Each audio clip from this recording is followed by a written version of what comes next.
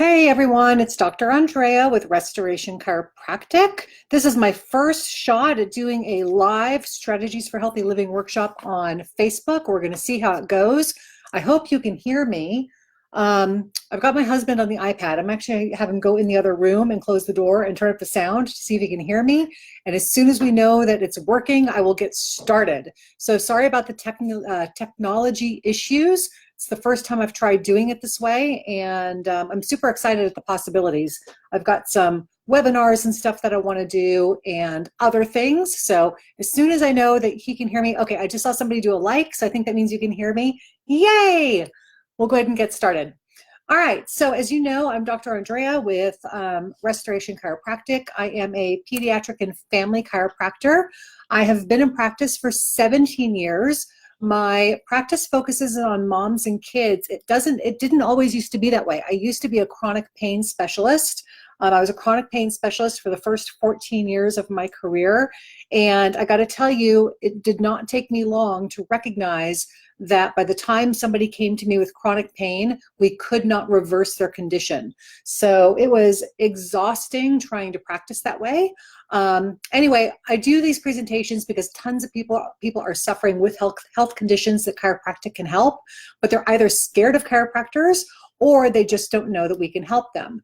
So I want to tell you a little bit about my story. When I was 18 years old, I was in a car accident and I got a nasty case of whiplash. And the end result of that was I had permanent spinal damage done. And when I was 28 years old, I started getting headaches so bad that my doctors actually thought I had a brain tumor.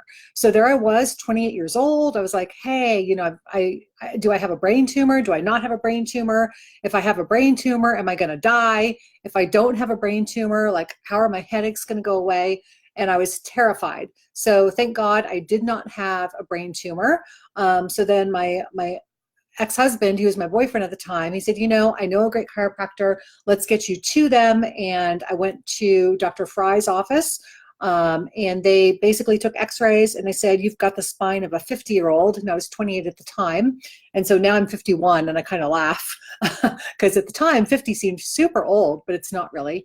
Anyway, they said, you have a spine of a 50-year-old, you need to do what we tell you to do, you need to make some lifestyle changes. And I basically did everything that they told me to do, and I've been headache-free for 20 years now. So I became a chiropractor because I wanted to help other people the way that I had been helped. Now, during chiropractic school, I learned how to help people with traditional chiropractic complaints like back pain, neck pain, shoulder pain, and headaches. But I knew there was more to it. I knew that the brain-body connection was super important. I knew that the brain-body connection was working the way it was supposed to, that the body should be healthy. I instinctively knew that the body is a self-healing organism, but I couldn't figure out when I was in practice how to make that leap from, you know, back pain, neck pain, shoulder pain, headaches into more healthcare. And it wasn't until I got into practice, I'd been in practice about 12 years, that I started really getting it all figured out. So I've been in practice 17 years now. I know that I can help people with all kinds of health issues. You'll notice it on this review, Christy brought her five-week-old daughter into me because she was always screaming. She couldn't get comfortable. It had been like this since she was born.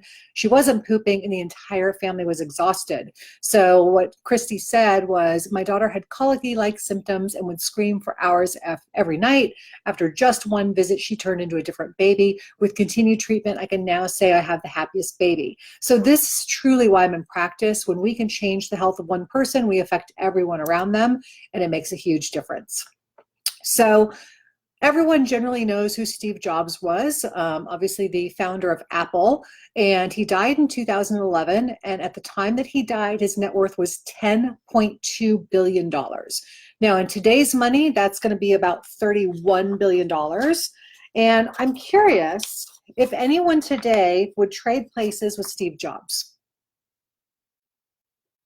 I know I wouldn't, you know. So why is that? Well, because he died young with $10.2 billion, but what didn't he have? You know, he didn't have his health, right? So would you give up your health or your life for what is in today's dollars, basically 31 billion? Nobody would. So why is that? It's because your health is the most important thing you have. I think it's fair to say that your health is your number one your number one asset. If you agree with me, give me a thumbs up on this one so I can see that you agree with me. But I think it's fair to say that your health is your number one asset. And that's really why I do these talks. When you lose your health, what else do you lose? You lose everything, right? So in the next few minutes, you're going to discover a natural way to regain and maintain your health while minimizing the chances of taking drugs and doing surgeries. Other than yearly physicals, most people only go to the doctor when they feel like something's wrong. Hang on, sorry, we're having some technical issues again. Okay, so typically we only go to the doctor if we are sick, if we're injured, or if we're in an accident. Is that fair? I think so. I think that's totally fair. And it's interesting because we typically go when something is wrong. Now, there are people who go in for regular checkups, right? But what do they do if they go in for a regular checkup and there's nothing wrong with them? They're told, oh, you're fine. So we go in when we're sick, we're injured, or there's an accident. When do we go? Well, we typically go when we've tried handling that on our own, but we're not able to anymore. So if that seems real to you, give me a like. I'd appreciate it, so I know that you're listening. And what happens is most people put off going to the doctor until they realize they can't handle the problem on their own anymore. So they've been suffering for a while, and they finally say, okay, I can't solve this on my own. I think I need to go get some professional help. But it's interesting because this belief will cause us to miss the top two killers in America: heart disease and cancer. So what we need to do is we need to start looking at a little bit of a different paradigm. I'm going to get to that in a little bit. But by taking this attitude of we only go to the doctor when we're sick, injured, or there's an accident, and we're not going to go until we can't handle it on our own anymore, we basically are setting ourselves up to miss problems before they get to be, we miss problems that could be handled before they get too big. So let me ask you this. Could you have heart disease and not feel it? We all know the answer is yes. Now, when I was 18 years old, my dad at the time, I think, how old was he? He was 27 when I was born, so 48. He was probably like 45 years old. So when I was 18 years old, my dad's best friend, who was 45, was running through an airport to catch a business flight, and he collapsed. And it turns out he'd had a heart attack. He was dead before the first responders even got to him. No one knew he had a heart problem. His first symptom was dying in the airport. So it's interesting because in our medical system, it's very common to go to the doctor and walk out with a prescription as the first kind of treatment. But is that medicine causing the lack of the problem? So for example, did my dad's best friend have a heart problem because he did not have heart medication? Of course not. He had a heart problem because of lifestyle factors. So medicine is not, a lack of medicine is not causing our problems. Basically, if you have high cholesterol and high inflammation, you're going to be more susceptible to heart disease. It's not because your body lacks a drug. Heart disease is a known lifestyle disease. So does it make sense to treat a lifestyle disease with medications, or should we address the lifestyle instead? If you're like me, you're going to say, well, we should address the lifestyle instead. But it's interesting because it's not what happens with our medical system. With our medical system, when you finally come down with symptoms, you're usually treated with some sort of a prescription or an over-the-counter medication. And I think what happens is that people don't really know what to do for their health, basically because of two main reasons. The first one is there's a lack of responsibility. So who's responsible for your health? Is it you or is it your doctor? If you're like me, it's you. You're responsible for your health. Now, your doctor is responsible to guide you in being healthy. I think that's absolutely true. But most people put the responsibility for their own health on their doctor, and they go and they say, fix me. I think the other big reason that people don't know what to do for their health is because they have the wrong information. Most people don't really understand what health is and how to achieve it. And so it's kind of like you go on vacation to New York City and you're downtown and you want to figure out how to get to Broadway. But when you pull up your GPS, unbeknownst to you, the map that you're using is actually a map of Chicago. Would you ever arrive to your destination with the wrong map? Well, of course not. But in America, I think one of the problems that we're dealing with is we have the wrong map when it comes to healthcare. So one of the problems with our philosophy of a pill for every ill here in this country is that we are creating a country of addicted people who do not know how to restore their health. And so the most abused drugs are going to be opiates. Those are going to be painkillers. Stimulants, think ADHD, ADD, weight loss, and then antidepressants. Those are given for everything from anxiety to sleep disorders. And the most commonly addicted drug is going to be the opiates. And the opiates is super important to me because as a chiropractor, what people are given opiates for is going to be everything from back pain to migraines. And these are conditions that chiropractic absolutely can help safely and without any dangerous drugs or surgery. So if we look at opiates, 10.3 million people abuse them every single year. Some people as young as age 12. I don't know about you, but I have a 12-year-old stepdaughter, and that is terrifying to me that somebody her age could be addicted to an opioid. Vicodin is one of the top prescribed painkillers in America. It is in this opiate category. There are 130 people who die every day from opioid overdose. Now, I want to put this into perspective.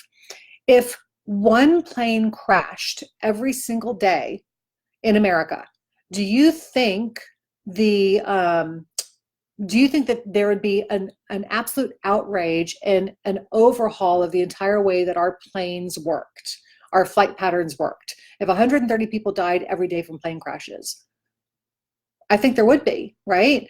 But what happens is 130 people die every day from opioid overdose, and it never gets talked about in the news. There's nothing saying that we need to change how we're handling chronic pain or change how we're handling these conditions that these drugs are being prescribed for. So that's just one of the reasons that I'm wanting to get this message out to you, because it really is a big deal. You don't have to be on painkillers to solve these problems. There are safer options. So let's talk a little bit about what is sickness. People think sickness is feeling bad. So let's say, for example, you got food poisoning. Most people would say that you're sick, but I want to challenge you to look at it just a little bit differently. If you're vomiting after eating something that's bad or tainted, you would say that you're sick. But what I think is that it means your body is responding the way it's supposed to. Even though you're vomiting and you feel like crap, it's actually a very healthy response because it's getting the poison out of your body. Now, disease processes take time. So if we look at the top two killers of America, it's going to be heart disease and cancer. And nobody is diagnosed with either of those two diseases in the early stages. It's always after the disease has been sitting quietly in the background without you even knowing the problem is there. But by the time someone is diagnosed, the problem has grown and serious treatment is required. So if people survive the cancer or the heart disease, they're then hit with huge medical bills. And I don't know if you know this, but medical bills are the #1 cause of bankruptcy in America. Over 2 million people go bankrupt every year because of medical bills. Now, the disease processes take time, but the good news is healing also takes time. And with every choice that you're making, you're moving either towards more sickness or towards more health. So if your health is not moving in the direction you want it to go, the good news is that you can change it. So let's take a look at health. From the World Health Organization, they say that health is Health is a state of complete physical, mental, and social well-being, and not merely the absence of disease or infirmity. So if we look at how our body is functioning as somewhere on this line, dead would be at 0 and perfect health would be at 100. Now let's be real, perfect health does not exist, okay? Our bodies, from the moment we're born, our bodies are dying and changing, so 100% perfect health does not exist, but we are functioning somewhere on this line, all right? And everybody is somewhere in between, and you don't know, when you're looking at this line, you need to understand that 100 would be a state of perfect function, okay? Because if your body is functioning perfectly, then it's going to feel fantastic. I hope you're with me on that one. So between 0 is no functioning at all, 100 is perfect functioning, we are somewhere in between. And what happens is that as you get further down this line from 100 towards 0, at some point, your function is going to decrease to the state where now all of a sudden you have symptoms. And you're not going to know you have that health issue until the symptoms show up. But by the time the symptoms show up, you've already lost a lot of function. So in America, if you go to the doctor without a symptom, you're basically told that you're fine and to go home. You really have to be sick to enter our healthcare system, but you may be building disease and losing function before you get to that point. Because we only focus on symptoms, we're basically ignoring the loss of function between 100 and wherever that symptom starts. And then for many people, what happens is they have the symptom, they're either going to ignore it, they're going to go to the doctor and get drugs, or if those don't work, they may eventually get surgery.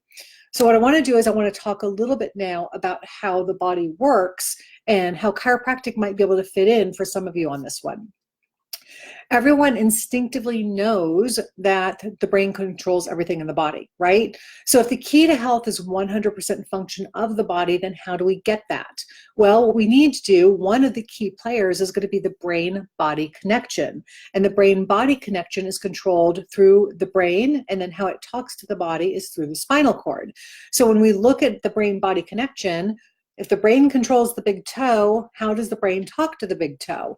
Well, what it does is it's going to basically, the message is going to start up here in the brain. It's going to travel down the spinal cord, and then coming out from in between each of these nerves, coming out from in between each of these bones, there are nerves that carry these messages to the body part. So messages from the brain to the big toe start up in the skull.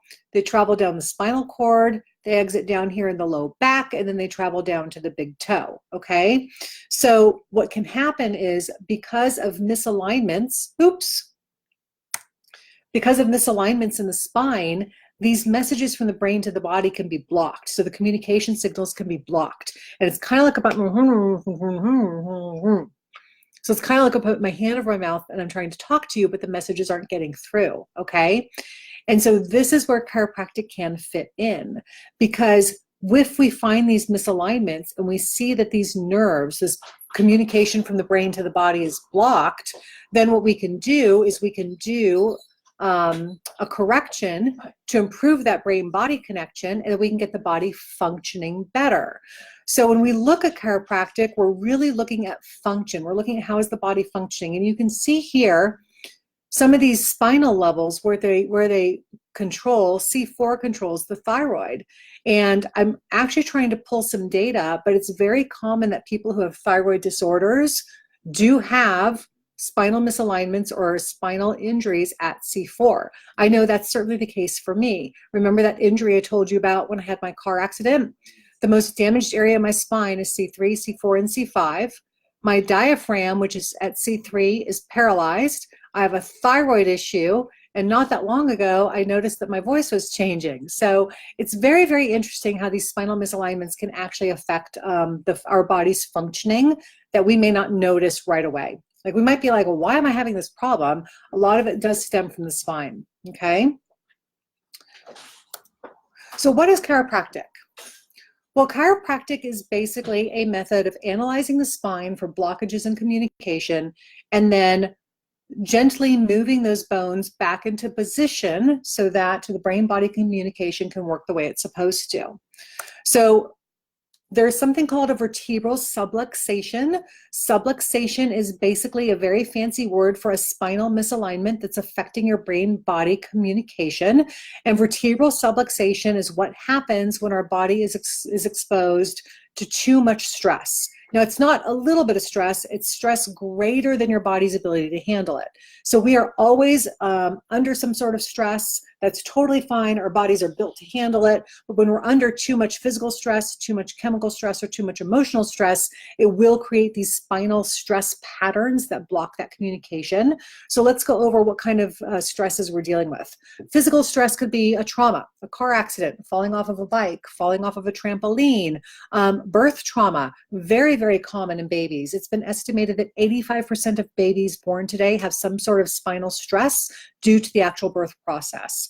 Chemical stress could be too much sugar, pollution, being exposed to toxins, being exposed to pesticides in our food, and then obviously emotional stress, bosses that are jerks, family members who are kind of difficult to deal with, anything like that. There is another stressor that I need to add to the slide, which is technology. It turns out that children 10 years old, 9% of them are actually starting to show spinal arthritis because of technology. So our computers and our phones are really creating problems with our health as well. So as a chiropractor, my job is to look for these vertebral subluxations or these blockages in the brain-body communication, and then see if they're affecting you at a deeper level, and then correct them back more towards normal.